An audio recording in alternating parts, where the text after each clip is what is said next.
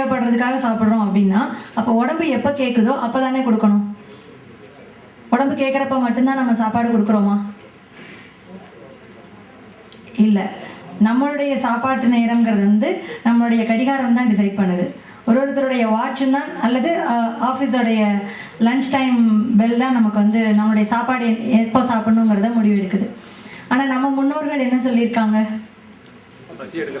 பசித்து புசி அப்படின்னு சொல்லியிருக்காங்க. கடிகார நேரத்துக்கு சாப்பிடு அப்படின்னு சொல்லலை. ஸோ நம்ம நம்மளோட அன்றாட வாழ்க்கையில் அது காலை நேரமாக இருந்தாலும் சரி, மத்தியானமாக இருந்தாலும் சரி, இரவாக இருந்தாலும் சரி, இந்த காலை உணவு, மதிய உணவு, இரவு உணவுலாம் பிரிச்சுக்காம எந்த நேரத்தில் பசிக்குதோ அந்த நேரத்தில் சாப்பிடுவேன் அப்படிங்கிற ஒரு முறையை பயிற்சி பண்ணி பார்த்தோன்னா அது நம்மளுடைய வாழ்க்கை முறையில் நம்மளுடைய உடல் ஆரோக்கியத்தில் மிகப்பெரிய மாற்றத்தை உண்டு பண்ணும். இதை நான் வெறும் தியரிட்டிக்கலாக சொல்லலை. எவ்ரிடே எங்கள் வீட்டில் ப்ராக்டிஸ் பண்ணிட்டு இருக்கிற, எங்கள் வீட்டில் மட்டும் இல்லை, இது மாதிரி நிறைய பேர் இப்போ இதை ப்ராக்டிஸ் பண்ணிட்டு இருக்காங்க. பசிச்சா மட்டும்தான் சாப்பாடு, தாகம் எடுத்தா மட்டும்தான் தண்ணி. இந்த ரெண்டும் நம்மளுடைய எந்த நேரத்துலையும் எந்த இன்ச்லையும் மறக்காத ஒரு தாரக மந்திரம் மாதிரி இருந்துச்சுன்னா நம்ம உடம்புக்குள்ள எந்த நோயுமே வராது. அது சாதாரண காய்ச்சல் தலைவலியாக இருக்கட்டும், பெரிய சர்க்கரை வியாதியாக இருக்கட்டும், எதுவுமே நமக்கு வராது. முதல் அடிப்படையான விஷயம், பசிச்சா சாப்பாடு, தாகம் எடுத்தா தண்ணி. அதே நேரம் பசிச்சா சாப்பாடு மட்டும்தான், தாகம் எடுத்தா தண்ணி மட்டும்தான். ஆனால் நம்ம பசிச்சா என்னெல்லாம் சாப்பிட்றோம்? என்னென்ன கிடைக்குதோ அதெல்லாம் சாப்பிட்றோம். தாகம் எடுத்தா என்னெல்லாம் குடிக்கிறோம்? தண்ணியை தவிர மற்ற எல்லாத்தையும் குடிக்கிறோம். ஏன்னா தண்ணியில் டேஸ்ட் இல்லை. தண்ணியை தவிர மற்ற எல்லாத்தையும் குடிச்சா அது கொஞ்சம் நல்லா இருக்கு அப்படின்னு நம்ம இப்போ பழகிட்டோம். இந்த ரெண்டு பழக்கத்தையும் மட்டும் கொஞ்சம் மாற்றினோம்னா நம்மளுடைய உடல் ஆரோக்கியம் 100% நல்லா இருக்கும். இது ரொம்ப ரொம்ப முக்கியமான விஷயம். சரி, பசிக்குதுங்க, சாப்பிடணும், இப்போ சாப்பாடு தான் சாப்பிடணும்னு சொல்றீங்க, அப்போ என்ன சாப்பாடு சாப்பிட்றது? இப்போ நாமளே சொல்லிட்டோம் கிடைக்கிறது எல்லாத்தையும் சாப்பிட்றோம். அப்போ கிடைக்கிறது எல்லாத்தையும் சாப்பிடக்கூடாது அப்படின்னு ஒரு ஆன்சர் வந்துருச்சு. அப்போ எதை சாப்பிடணும்? எது சத்தான சாப்பாடு? எதில் கால்சியம் நிறைய இருக்கோ அது சத்தான சாப்பாடு. எதில் அயன் கண்டென்ட் நிறைய இருக்கோ அது சத்தான சாப்பாடு. எதில் ப்ரோட்டீன் இருக்கோ அது சத்தான சாப்பாடு. அப்படிதானா?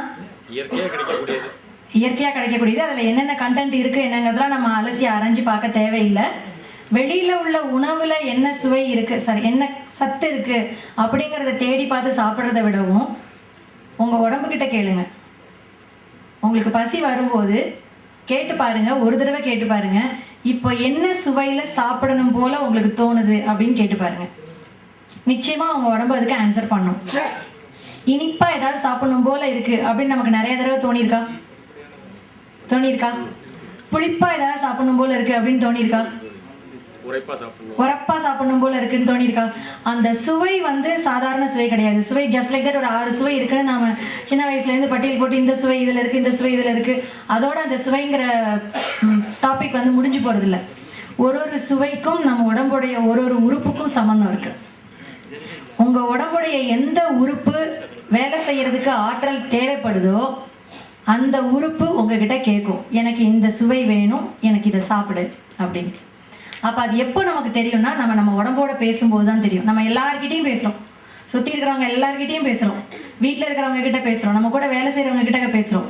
நம்ம உடம்போட என்னைக்காவது நம்ம பேசுகிறோமா? பேச முடியுமா? உடம்போட பேசியிருக்கோமா யாராவது? பேசி பார்த்தீங்கன்னா உடம்பு உங்களுக்கு ரிப்ளை பண்ணும். இந்த நேரத்தில் சாப்பிடு, இவ்வளவு மட்டும் சாப்பிடு, இன்ன சுவையில் உள்ள இன்ன பொருளை சாப்பிடு அப்படின்னு உங்கள் உடம்பே கேட்கும். இது உண்மை. நான் வெறும் வீட்டில் இந்த பொருள் தான் இருக்குது அதனால் இதை சமைச்சேன் அப்படிங்கிறத தீர்மானிக்க கூடாது. சாப்பாடுங்கிறது இந்த சாப்பாட்டுக்காக தானே நம்ம இவ்வளோ கஷ்டப்படுறோம். இவ்வளோ வேலை செய்கிறது, இவ்வளோ இயங்குறதுமே ஒரு 3 வேளை இப்போ பழகிட்டோம். 3 வேளை நல்லா சாப்பிட்றதுக்கு அப்படிங்கிறது நம்முடைய பழக்கம் ஆயிடுச்சு. இந்த 3 வேளையில நம்ம நல்லா சாப்பிட வேண்டாம். நல்லா பசிச்சு ஒரு வேளை உருப்படியாக திருப்தியாக நிறைவாக சாப்பிட்டாலே நம்முடைய உடம்பு இயங்குறதற்கான நல்ல ஆற்றல் கட்டாயமாக கிடைக்கும். அப்போ உடல் ஆரோக்கியம் நல்லா இருக்கணும்னா முதல் விஷயம் நம்ம எல்லாரும் நம்ம உடம்போட பேசுறதுக்கு கற்றுக்கணும். அந்த உடம்பு பசிக்குது சாப்பாடு கொடு அப்படின்னு கேட்கும்போது சாப்பாடு கொடுக்கறதுக்கு பழகிக்கணும்.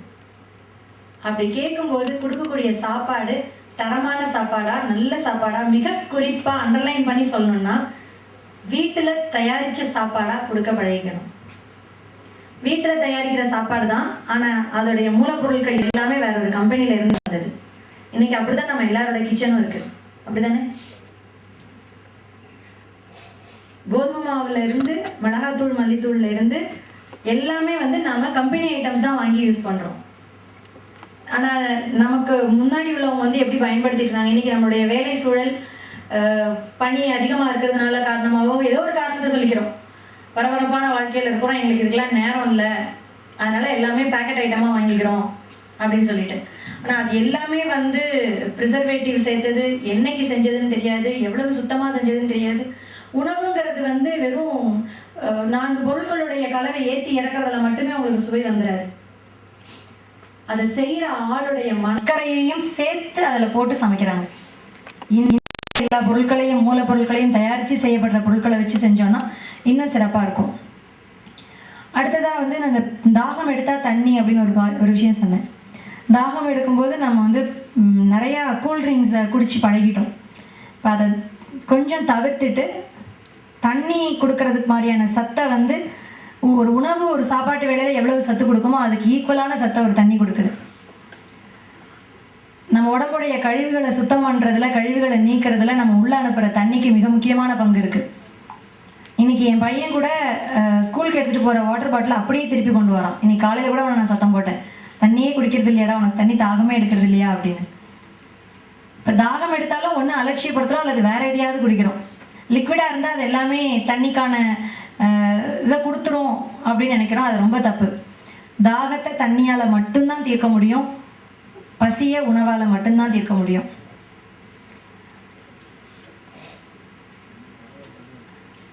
அடுத்ததான் நம்ம உணவில் ரொம்ப அதிகமாக சேர்த்துட்டு இருக்கிற ஒரு விஷயம் புளி. புளி இல்லாமல் நம்ம வீட்டில் யாருக்குமே சமைக்க தெரியாது, அப்படிதானே? புளி போடாமல் ஒரு நாள் புளியில்லா குழம்பு வச்சா கூட அன்றைக்கி எல்லாருக்குமே ஏதோ டேஸ்ட்லெஸ்ஸாக இருந்த மாதிரி இருக்கும். புளி ஒன்று. இன்னொரு முக்கியமான விஷயம் பருப்பு.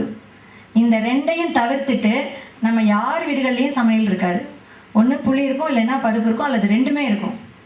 ஆனால் இந்த ரெண்டும் தான் நம்மளுடைய ஆரோக்கியத்துக்கு கொஞ்சம் எதிரிங்கன்னு சொல்லலாம். அது ரெண்டையும் எவ்வளோத்துக்கு எவ்வளோ குறைவாக சேர்த்துக்கிறோமோ அவ்வளோத்துக்கு அவ்வளோ நம்ம ஆரோக்கியம் நல்லாயிருக்கும். புளியோட புளிப்புக்கு பதிலாக தக்காளி புளிப்பு சேர்த்துக்கலாம், எலுமிச்சம்பழம் சேர்த்துக்கலாம். ஆனால் புளியோட புளிப்பு செமிக்கிறதுக்கு ரொம்ப லேட் ஆகும், ஜீரணமாகிறதுக்கு அது ரொம்ப லேட் ஆகும். அப்போ என்னென்னா உங்களுக்கு அடுத்த வேளை பசிக்கிறதுக்கு நேரம் ஆகும்னு அர்த்தம். ஆனால் நம்ம தான் இப்போது பசியவே உணராமல் பழகிட்டோம் இல்லையா? அதை கொஞ்சம் மாற்றினோன்னா, புளி சேர்த்து நீங்கள் எவ்வளோ உங்கள் உடல் ஆரோக்கியமானதுக்கு பிறகு நீங்கள் புளி சேர்த்து சாப்பிட்டா பழகினா கூட அது ஜீரணமாகிற வரைக்கும் வெயிட் பண்ணுறது அப்படின்னு நம்ம உடம்பு செட் ஆகிடுச்சுன்னா பிரச்சனை இல்லை. நம்மளோட அன்றாட வாழ்க்கையில் நம்மளுடைய சமையலில் இந்த புளி பருப்பு ரெண்டையுமே, அது எந்த பருப்பாக இருந்தாலும் பரவாயில்ல, துவரம் பருப்போ கடலை பருப்போ பாசி பருப்போ எதுவாக இருந்தாலும் பரவாயில்ல, அதனுடைய பயன்பாட்டை கொஞ்சம் குறைச்சிக்கிட்டோம்னா நம்ம ஆரோக்கியத்துக்கு நல்லதாக இருக்கும். புளி பருப்பு சேர்க்காம சமைக்க முடியுமா? முடியுமா? செய்யலாமா? தக்காளி ரசம் வைக்கலாம், சூப் வைக்கலாம். என்னங்க? கொத்து வைக்கலாம். பருப்பு இல்லாத சாம்பார் வைக்கலாமா? பருப்பு இல்லாத சாம்பாரா வைக்க முடியாதா?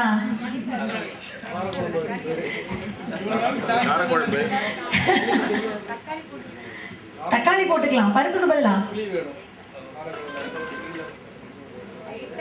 லைட்டா கலந்துக்கலாம்.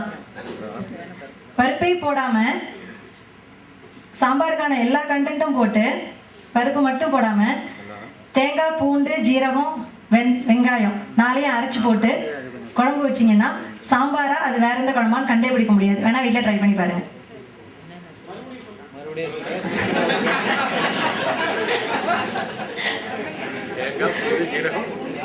தேங்காய் பூண்டு சீரகம் வெங்காயம் இந்த 4ஐயும் நல்லா அரைச்சிட்டு, முடிஞ்சா ஃபர்ஸ்ட் டைம் அரைக்கும் போது அதை பிழிஞ்சு அந்த சாறு அதில் விட்டுருங்க. 2வது தடவை மறுபடியும் ஒரு கடைசியாக தண்ணி தெளித்து அரைச்சிட்டு அதையும் சேர்ந்து அந்த சாம்பாரோட கலந்துருங்க. அது சாம்பார் தான், அதை யாரும் வேற பேரையும் சொல்ல முடியாது. ஏன்னா எங்கள் பக்கம் வெள்ளைக்கறின்னு சொல்லுவோம், அந்த பேர் வேணா சொல்லிக்கலாம். ஆனால் நீங்கள் அதை வச்சிங்கன்னா சாம்பாருக்கும் இதுக்கும், திருநெல்வேலி எனக்கு ஒரு எங்கள் பக்கம் வெள்ளைக்கறின்னு சொல்லுவோம் அதை, அந்த உணவை. ஆனால் அது நான் பல நேரம் இருக்கும்போது இது சாம்பார் தானே அப்படின்னு தான் கேட்பாங்களே ஒழிய அதுக்கு வேற ஒரு பேர் இருக்குன்னு தெரியாது.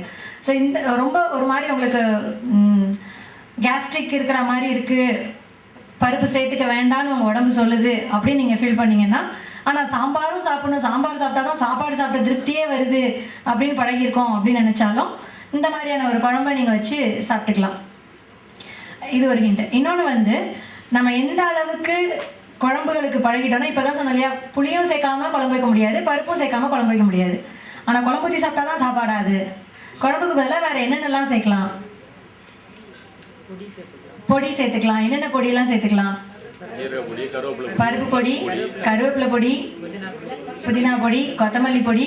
ஆனால் இதெல்லாம் செஞ்சு வைக்கிறதுக்கு நமக்கு வீட்டில் நேரம் இருக்கா? மாதத்தில் ஒரு நாள் செலவழிச்சோம்னா அந்த ஒரு மாதத்துக்கு நமக்கு என்ன தேவையோ இந்த மாதிரியான இன்ஸ்டன்ட் பொடியெல்லாம் செஞ்சு வச்சுக்கலாம். வாரத்தில் 2 நாள் குழம்பு சேர்த்துக்கங்க, மீதி 4 நாள் இந்த பொடி சேர்த்துக்கங்க. என்ன ஒரு நாள் விரதம் இருங்க.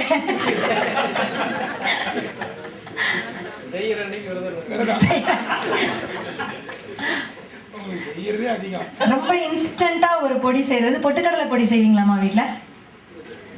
ஒண்ணுமே இல்லை, வீட்டில் குழம்பு வைக்கிறதுக்கும் லேட் ஆகும், ரசம் வைக்கிறதுக்கும் லேட் ஆகும் அப்படின்னா ஒரு கை நிறைய பொட்டுக்கடலை, ஒரு 4 மிளகா வத்தல், 2 பூண்டு, கொஞ்சம் உப்பு மிக்சியில் போட்டு திருகினீங்கன்னா அருமையான பொட்டுக்கடலை பொடி ரெடி. நல்லா ஒரு 2 ஸ்பூன் நெய் விட்டு சூடாக வடித்த சாதத்தில் அல்லது குக்கர் சாதத்துலேயே கூட இந்த பொடியை போட்டு சாப்பிட்டோம்னா எந்த சாம்பாரும் எந்த புளிக்குழம்பும் அதுக்கு ஈடாகாது. அவ்வளவு நல்லா இருக்கும். இப்படிங்கிறதுக்குள்ள செஞ்சு முடிக்கலாம், வேற எதையும் யோசிக்கவே வேண்டாம்.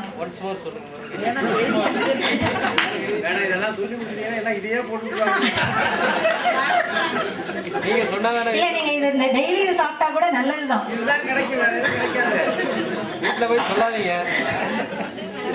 பொட்டுக்கடலை, பூண்டு, மிளகா வத்தல், உப்பு. தினசரி சாப்பாட்டிலேயே நீங்க குழம்பு ரசம் பெரிய விருந்தே வச்சிருந்தா கூட முதல்ல ஒரு கை சோறு இந்த பொடி போட்டு சாப்பிட்டுட்டு அதுக்கப்புறமா உங்களுடைய குழம்புகள் எடுத்துக்கிட்டீங்கன்னா இது அந்த அளவுக்கு ஜீரணத்துக்கு ரொம்ப நல்லது. பொட்டுக்கடலை பொடியும் அல்லது பருப்பு பொடியும் செய்யலாம். பருப்பு பொடி வந்து துவரம் பருப்பு, அன்னப்பொடின்னு ஒன்று சொல்றாங்களா? என்ன சாப்பாட்டுக்கு முன்னாடி அன்னப்பொடின்னு ஒன்று சேர்த்துக்கலாங்கிறாங்க. அப்படிங்களா? அது என்ன எதுக்கு செய்யுது எனக்கு தெரியல அதை பத்தி. இது நல்லா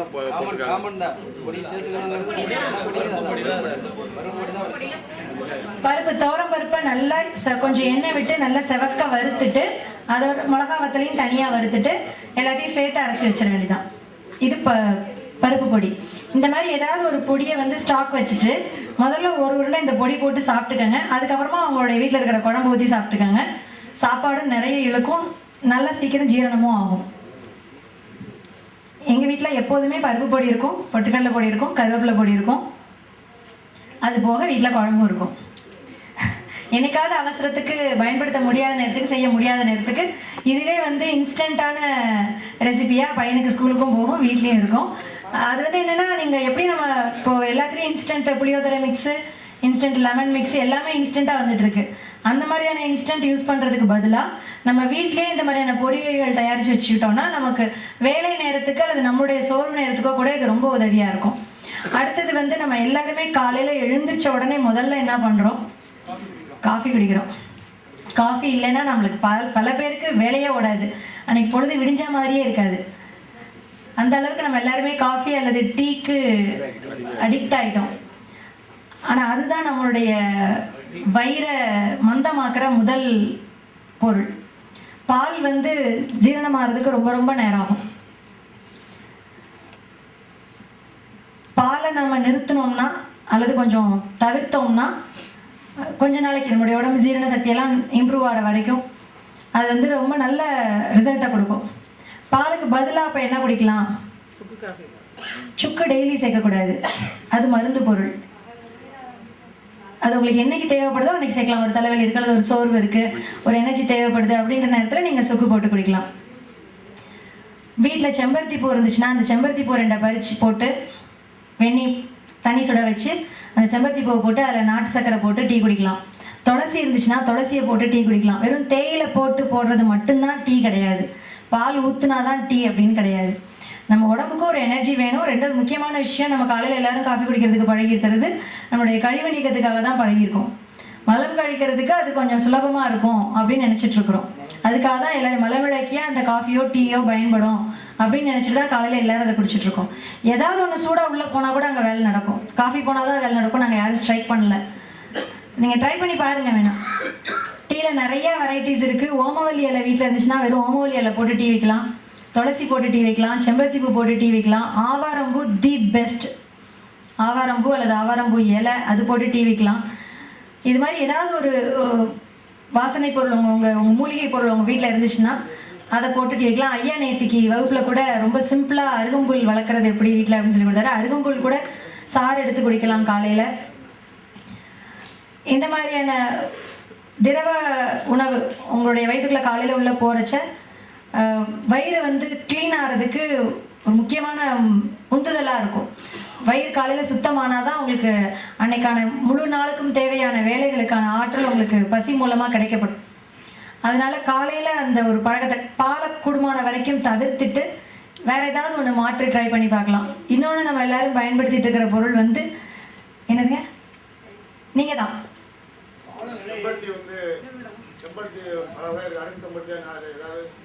ஒத்த செம்பருத்தி, ஓரிதழ் செம்பருத்தி, அதில் அந்த பூ மட்டும் போடுங்க. செம்பருத்தி இலை போட வேண்டாம். ஏன்னா இலை வந்து அந்த குழப்பழப்பாக வரும்.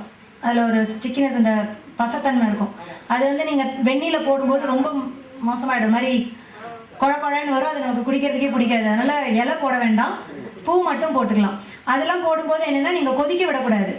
தண்ணி நல்லா கொதிச்சதுக்கப்புறம் நாட்டு சர்க்கரை போட்டு அது நல்லா கரைஞ்சதுக்கப்புறம் இந்த பூவோ அல்லது துளசி இலையோ அல்லது ஓமவல்லி இலையோ என்ன எடுத்து வச்சுருக்கீங்களோ அதை நல்லா அலசி சுத்தம் பண்ணிவிட்டு அதை அதில் போட்டு மூடி வச்சுட்டு அடுப்பை நிறுத்திடணும். அது உள்ளே போட்டு கொதிக்கக்கூடாது. அந்த சூட்டுலேயே அந்த இலையோடைய சாரெல்லாம் உள்ளே இறங்கினதுக்கப்புறம் நீங்கள் மூடி இருக்கிற மூடி வழியாக கேப்பில் ஒரு ஸ்மெல் வரும், அந்த ஃப்ளேவர் வரும். அதை பார்த்து நீங்கள் எடுத்து பயன்படுத்திக்கலாம். ஒருவேளை உங்களுக்கு சூடாக ஆறிடுச்சு, இன்னும் சூடாக வேணும் அப்படின்னு நினச்சிங்கன்னா அந்த இலையை ஃபுல்லாக வடிகட்டி எடுத்ததுக்கப்புறம் லேசாக சூடு பண்ணிவிட்டு குடிக்கலாம். அந்த இலையை போட்டு கொதிக்க விடக்கூடாது. இன்னொன்று, நம்ம எல்லாரும் சாப்பாட்டில் பால், டீ அல்லது காஃபிக்கு பயன்படுத்துகிற முக்கியமான பொருள் ஜீனி. ஜீனியை பற்றி உங்களுக்கு எல்லாருக்கும் தெரியாதவங்களே கிடையாது. எல்லாருமே ஜீனி அதில் இது கெட்டது இருக்குது, அது கெமிக்கலில் சேர்க்குறாங்க, இத்தனை தடவை ப்ளீச் பண்ணுறாங்க, எல்லாம் தெரிஞ்சு தான் இருக்கும். ஆனால் அதை ரெகுலராக பயன்படுத்திகிட்டேவும் இருக்கும். ஸோ அதை முடிஞ்ச வரைக்கும் தவிர்த்துட்டு சீனிக்கு பதிலாக நாட்டு சர்க்கரை பயன்படுத்தலாம், வெல்லம் பயன்படுத்தலாம், இல்லைன்னா பனங்கற்பட்டி பயன்படுத்தலாம். இந்த மூணுலேயும் பார்க்க போனால் பனங்கற்பட்டி தான் ரொம்ப பெஸ்ட். அது முடியல, அது விலையும் அதிகம், கிடைக்கிறதும் இங்கே கிடைக்கிறதெல்லாம் ஒரிஜினல் பனங்கற்பட்டியாகவே இல்லை அப்படின்னு நினச்சிங்கன்னா நாட்டு சர்க்கரை அல்லது வெல்லம் யூஸ் பண்ணிக்கலாம். வெல்லத்தை விடவும் நாட்டு சர்க்கரை பயன்படுத்துறது நல்லது. அடுத்த வெள்ளையா இருக்கிற இன்னொரு முக்கியமான விஷயம் வந்து, நான் பால் ஒன்று வெள்ளையா இருக்குது, ஜீனி ஒன்று வெள்ளையா இருக்குது, இது ரெண்டும் வேணான்னு சொன்னேன். அதே மாதிரி இன்னொரு வெள்ளையா இருக்கிற விஷயம் மைதா மாவு. பரோட்டா, கேக்கு, பிஸ்கட் எல்லாமே மைதா மாவில் தான். பேக்கரி ஐட்டம்ஸ் பூரா மைதா மாவில் தான் இருக்குது. மைதா மாவு சேர்க்கிறத முற்றிலுமாக தவிர்த்தா ரொம்ப ரொம்ப நல்லது. இன்னைக்கு இருக்கிற டயபெட்டிக்ஸ் பேஷண்ட்ஸ் இன்க்ரீஸ் ஆகிட்டே இருக்கிறதுக்கு இந்த மைதா மாவு ஒரு முக்கியமான காரணம். அதனால் மைதா மாவை தவிர்க்கலாம். மைதா மாவுக்கு பதிலாக நிறைய மாற்று உணவுப் பொருட்கள் இருக்குது நம்ம பயன்படுத்திக்கிறதுக்கு. மைதா மாவில் என்னென்னலாம் செய்கிறோமோ அதே பொருட்களை நான் அந்த அளவுக்கு பஃப்னஸ் இல்லைனாலும் ஓரளவுக்கு நல்ல சுவையோடு செய்கிறதுக்கு நம்ம மரபு பொருட்கள் நிறைய இருக்குது, அதை வச்சு செய்யலாம். சாமை, வரகு, கம்பு, குதிரைவாலி, சாமை, வரகு, கம்பு, குதிரைவாலி, இந்த 4 ரொம்ப முக்கியமான மரபு தானியங்கள். சீர்தானியங்கள், சிறுதானியங்கள்னு நம்ம சொல்லி பழகியிருப்போம். சிறுதானியங்கள்னு சொல்லி பழகியிருப்போம். குதிரைவாலி எங்க? குதிரைவாலி கிடையாதுங்களா?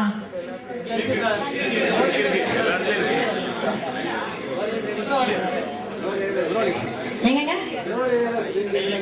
இங்க இல்ல, இவங்களே தான் இருக்குன்னு சொல்றாங்க. இங்க கிடைக்குது, நான் இங்கேயே வாங்கி பயன்படுத்திட்டு இருக்கிறேன். குதிரைவாலிங்கிறது ஒரு சிறுதானியம் அப்படின்னு நம்ம சொல்லி பழகிருக்கோம். அது சீர்தானியம்.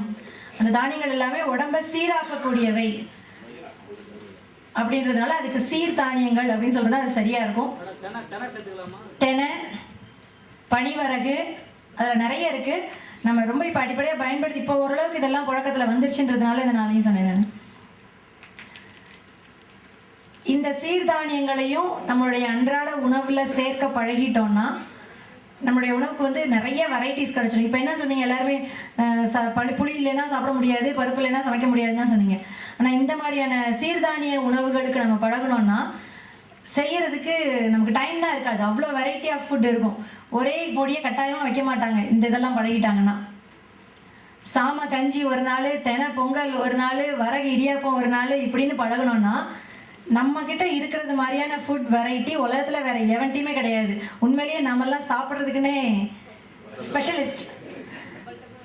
வேற எந்த வெளிநாட்டுக்கு போனாலும், வேற எந்த நாட்டு, இன்னும் சொல்ல போனால் அதர் ஸ்டேட்டுக்கு போனால் கூட அவங்க கிட்ட இவ்வளோ வெரைட்டி இருக்குமான்னு தெரியாது, கிடையாது. உண்மையிலேயே நம்ம தான் நிறைய வெரைட்டி செஞ்சு சமைச்சு சாப்பிட்டு பழகிருக்கிறோம். அதுலேயும் எங்களை மிஞ்சதுக்கு ஆளே கிடையாது. திருநெல்வேலி பக்கம் நாக்குக்குன்னே பிறந்தவங்க.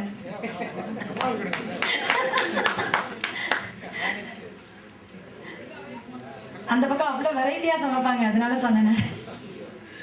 இந்த மாதிரியான சீர்தானியங்கள் வந்து நம்மளுடைய தினசரி வாழ்க்கையில் வாரத்தில் ஒரு 2 நாள் இந்த மாற்று மரபு தானிய உணவு சமைக்கிறது அப்படிங்கிறத பழகிட்டோம்னாலும் ரொம்ப நல்லாயிருக்கும். சரி, இதில் என்ன பண்ணலாம், என்ன செஞ்சு சாப்பிட முடியும், அரிசியில் என்னென்ன விஷயங்கள் இருக்குது அப்படிங்கிறத ஐயா சொல்லியிருப்பாங்கன்னு நினைக்கிறேன். சொல்லிட்டீங்களாங்க? இல்லை, ஐயா சொல்லுவாங்க. ஐயா சொன்னதான் சரியாக இருக்கும். அவங்க பேசும்போது சொல்லுவாங்க, நேத்திக்கு வகுப்பில் சொன்னாங்க அரிசியில் என்னென்ன பிரச்சனைகள் இருக்குது அப்படின்னு சொல்லிட்டு. அதனால் அந்த சப்ஜெக்ட்குள்ளே நான் வரல. அரிசிக்கு மாற்றா, அரிசிக்கு பதிலாக, அதுக்காக அரிசி சுத்தமாக தவிர்ங்க நான் சொல்லலை. அரிசி ஒரு 2 நாள் சாப்பிட்டீங்கன்னா மீதி 4 நாள் கம்புக்கு ஒரு நாள் கொடுங்க, வரகுக்கு ஒரு நாள் கொடுங்க, தினைக்கு ஒரு நாள் கொடுங்க. அப்போ என்ன செய்யலாம் அப்படின்னு பார்த்தீங்கன்னா, சாமையில் கஞ்சி செய்யலாம், தினையில் உரப்படை செய்யலாம், தினையில் நிறைய செய்யலாம். தினையில் பணியாரம் செய்யலாம், தினை லட்டு செய்யலாம். ஸ்நாக்ஸ் ஐட்டம் பார்த்தீங்கன்னா இந்த மரபு தானியங்களில் ஸ்நாக்ஸ் ஐட்டம் செஞ்சு சாப்பிட்டோம்னா நம்ம இங்கே இப்போ மைதா மாவில் கிடைக்கிற எதையுமே தொடவே மாட்டோம். அவ்வளவு சுவையாகவும் அவ்வளவு மனமாகவும் இருக்கும். இன்னைக்கு காலையில் நீங்கள் எல்லாரும் சாப்பிட்டது என்ன முறுக்கு தெரியுங்களா? தினை கேழ்வரகு 2ம் கலந்து செஞ்ச முறுக்கு. நம்ம அரிசி மாவில் என்னென்ன முறுக்கு என்னென்ன பலகாரங்கள் செய்கிறோமோ அது அவ்வளவும் இந்த மரபு தானியங்கள்லையும் செய்யலாம். ப்ரொசீஜர் ஒன்று தான், அதே ப்ரொசீஜர் தான். பச்சரிசி மாவுக்கு பதிலாக தெனை மாவு போடுறோம். கம்பு பச்சரிசி மாவில் கொழுக்கட்டை செய்கிறதுக்கு பதிலாக கம்பு மாவு பிடிச்சி கொழுக்கட்டை செஞ்சிங்கன்னா பிரமாதமாக இருக்கும். அந்த வாடையே உங்களை வந்து இட்லி குக்கரில் அவியும் போதே உங்களை கூப்பிடும் சாப்பிட்றதுக்கு. அவ்வளோ நல்லா இருக்கும் கம்பு கொழுக்கட்டை. போன ஒரு 10 நாளைக்கு முன்னாடி என் மகன் பள்ளியில் அவனுக்கு உணவு திருவிழான்னு ஒரு பாடம் வருது. அதில் இந்த சீர்தானியங்கள் பற்றி ஒரு பேராகிராஃப் இருக்குங்கிறதுக்காக அவங்க வகுப்பில் சொல்லியிருந்திருக்காங்க, சீர்தானியங்களை பயன்படுத்தி ஏதாவது செஞ்சுட்டு வாங்க அப்படின்னு. இப்போ தினையில் இனிப்பு கொழுக்கட்டையும் கம்பில் கார கொழுக்கட்டையும் செஞ்சு கொடுத்தேன். அவங்க வழியில் எல்லாரும் அவ்வளோ விரும்பி சாப்பிட்டாங்க. அவன் எடுத்துகிட்டு போனது எனக்கு 35 கொழுக்கட்டை போதும், கிளாஸில் 35 பேர் தான் அப்படின்னு சொன்னான். ஆனால் நான் கொடுத்து விட்டது ஒரு 60 கொழுக்கட்டை கொடுத்து விட்டேன். எல்லா ஆசிரியர்களும் வந்து சாப்பிட்டாங்களாம். ஹெச்எம்க்கு தனியாக போச்சா உள்ள. ஆனால் என்னென்னா பசங்களுக்கு திணை விட கம்பு கொஞ்சம் பிடிக்கலை. கம்பில் கொஞ்சம் லேசாக கசப்பு தன்மை இருக்கும், அது பிடிக்கலை. நான் இப்போ நினச்சேன்னா கம்பில் காரம் பண்ணியிருந்தேன், திணையில் இனிப்பு பண்ணியிருந்தேன். ட்ரையல் அண்ட் எரர் தான். இனிமேல் அடுத்த வாட்டி மாற்றி பண்ணணும், கம்பில் இனிப்பு பண்ணிவிட்டு திணையில் காரத்தை பண்ணணும் அப்படிங்கிறது. அந்த ஒரு இது வந்து ரொம்ப நல்லா இருந்துச்சு. நான் செஞ்சதில் அந்த ஒரு டிஷ் ரொம்ப நல்லா வந்தது. நீங்களும் வேணாலும் ட்ரை பண்ணி பாருங்கள். தினை மாவில் நம்ம பச்சரிசி மாவுக்கு எப்படி கொழுக்கட்டை செய்கிறோமோ அதே ப்ரொசீஜர் தான். மாவு மட்டும் பச்சரிசி மாவு பதிலாக தினை மாவு போட்டு செய்கிறோம். நாளைக்கு கார்த்திகை எல்லார் வீட்லையும் கண்டிப்பாக கொழுக்கட்டை இருக்கும்னு நினைக்கிறேன். பச்சரிசி மாவு கொழுக்கட்டை இருக்கும். ஸோ இது வந்து ஸ்நாக்ஸ் ஐட்டத்தை பொறுத்த வரைக்கும் அந்த மாதிரி நான் அதை பற்றி தான் மரபுச்சுவைங்கிற பேரில் ஒரு புத்தகம் ஒன்று தொகுத்துருக்கேன். அதில் வந்து என்னென்ன சீர்தானியங்களை எப்படி எப்படி பயன்படுத்தலாம் அப்படிங்கிறது தான் ஒரு 50-60 ரெசிபி அதில் இருக்கும். அது இல்லாமல் பார்த்தீங்கன்னா சாதாரண நம்ம காலையில் நம்ம வந்து இட்லி, தோசை, சப்பாத்தி, பூரி இந்த 4 விட்டால் நமக்கு வேறு என்ன சாப்பிட்றதுனே தெரியாது. அவசரமாக செய்கிறதுக்கு உப்புமா. காலைல எந்திரிக்க கொஞ்சம் லேட் ஆகிடுச்சுன்னா சட்டுன்னு செய்ய வர்றது ரவை உப்புமா அல்லது சேமியா உப்புமா அப்படின்னு சொல்லிக்கலாம். அது இன்னைக்கு உப்புமா தான். ஒண்ணுமே கிடைக்காது.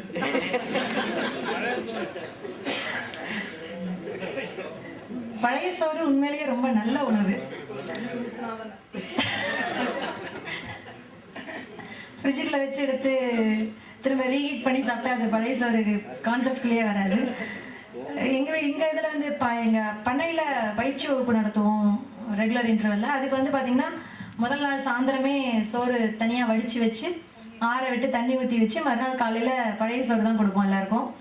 முதல் தடவை கொடுக்கும்போது நாங்கள் ரொம்ப தயங்கினோம். உண்மையிலேயே எனக்கு அது ரொம்ப சங்கடமாக இருந்துச்சு. என்னடா இவ்வளோ தூரத்துலேருந்து வந்திருக்கிறாங்க, இவங்களுக்கு போய் பழைய சோறை கொடுக்குறோமே அப்படின்னு சொல்லிட்டு.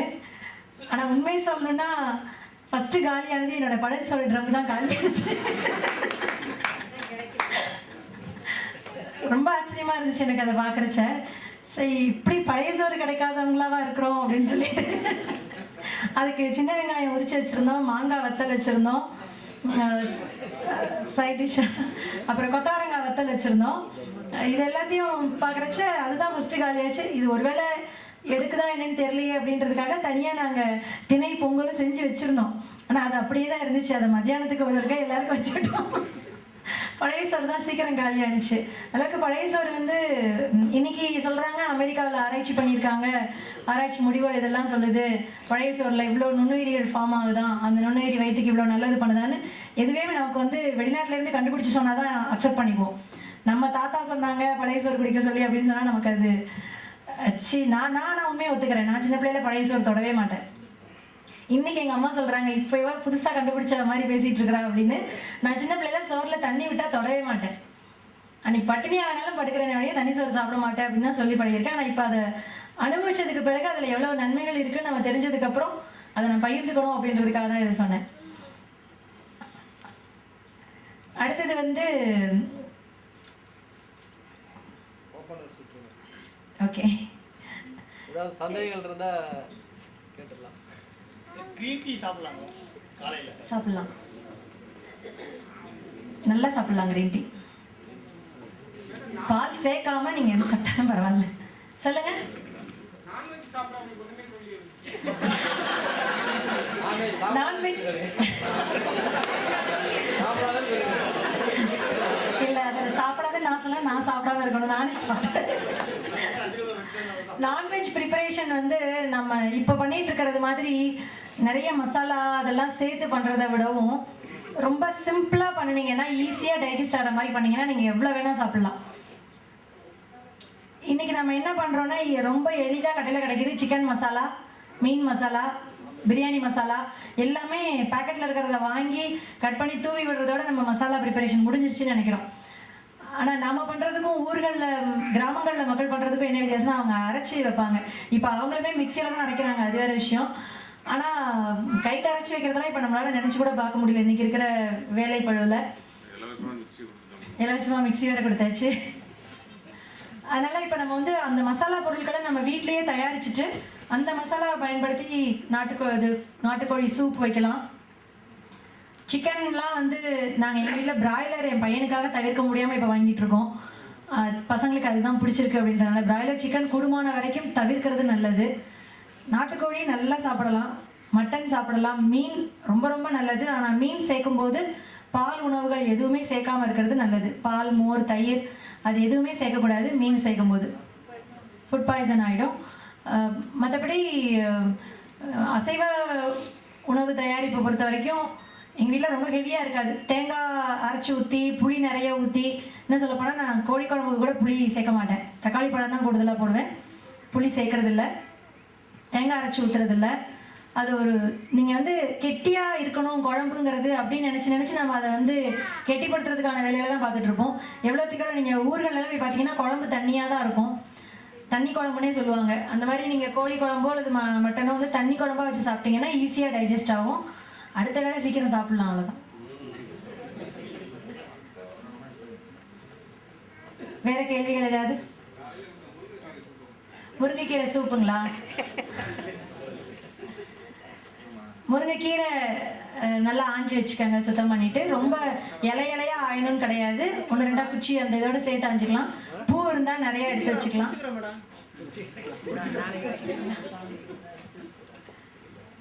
முருங்கைக்கீரை ஆஞ்சி வச்சுக்கோங்க. சின்ன வெங்காயம் கீரை எவ்வளோ போடுறீங்களோ கிட்டத்தட்ட அதுக்கு பாதி பங்கு சின்ன வெங்காயம் இருக்கும். முருங்கைக்கீரை ஆய்ந்து வைத்துக் கொள்ள. சரி, நான் அதுக்கு தேவையானதெல்லாம் முதல்ல சொல்கிறேன், எழுதிக்கங்க. அதுக்கப்புறமா ப்ரொசீஜர் சொல்கிறேன். கீரை, சின்ன வெங்காயம், தக்காளி, இஞ்சி, பூண்டு, பூண்டு, மிளகுத்தூள், ஜீரகத்தூள், உப்பு, எலுமிச்சம்பழம்,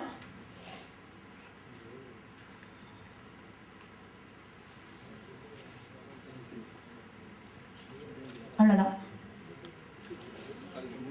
இப்போ நான் சொன்னது எல்லாத்தையும் ஒன்றா போட்டு எவ்வளோ தண்ணி வேணுமோ அந்த தண்ணியை அதில் ஊற்றி வேக வச்சு எடுத்துட்டிங்கன்னா சூப் அவ்வளோதான். குக்கரில் வச்சிங்கன்னா ஒரு 3 விசில் வைங்க. தனியாக தான் வேக போடுறீங்க அப்படின்னா அந்த இலை வெந்து அதோடைய தோற்றம் மாறிடும்.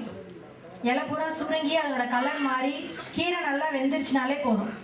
கீரை வேகிற அளவுக்கு விட்டிங்கன்னா போதும். அதை நல்லா இருந்துட்டு வெறும் இப்போ நம்ம காலையில் குடித்தா மாதிரி தண்ணியாகவும் குடிக்கலாம். இல்லை நான் கீரையோடையே சாப்பிட்றேன் அப்படின்னீங்கன்னா அந்த கீரையோடய சேர்த்து அரிச்சு போட்டு சூப்பாகவும் குடிக்கலாம். அது ரொம்ப நல்லாயிருக்கும். கீரையோடு சேர்த்து சாப்பிட்றப்ப கொடுக்கறதுக்கு அது சரியாக வராதுன்றனால நான் எல்லாத்தையும் ஃபில்டர் பண்ணிவிட்டு வெறும் தண்ணியாக கொடுத்தேன். இதே மாதிரி அகத்திக்கீரையில் சூப் வைக்கலாம். உங்களுக்கு என்ன காய்கறி வேணுமோ அந்த காய்கறியை போட்டு, இன்னும் இதில் வந்து என்னென்னா கொஞ்சம் நெய் விட்டுக்கிட்டிங்கன்னா இன்னும் கொஞ்சம் ஃப்ளேவர் நல்லாயிருக்கும். நம்ம சொன்ன அத்தனை பொருட்களையும் கொஞ்சம் நெய்யில் வதக்கிட்டு அதுக்கப்புறமா தண்ணி ஊற்றி வேக வச்சிங்கன்னா இன்னும் வேற ஒரு டேஸ்ட்டில் இருக்கும். நமக்கு எவ்வளோ ஹெவியாக வேணுமோ அதை பொறுத்து செஞ்சுக்கலாம். ஆமாம், நெய் கொஞ்சம் மனமும் சுவையும் நல்லாயிருக்கும். அதே மாதிரி டைஜஷன் ஆகிறதுக்கும் கொஞ்சம்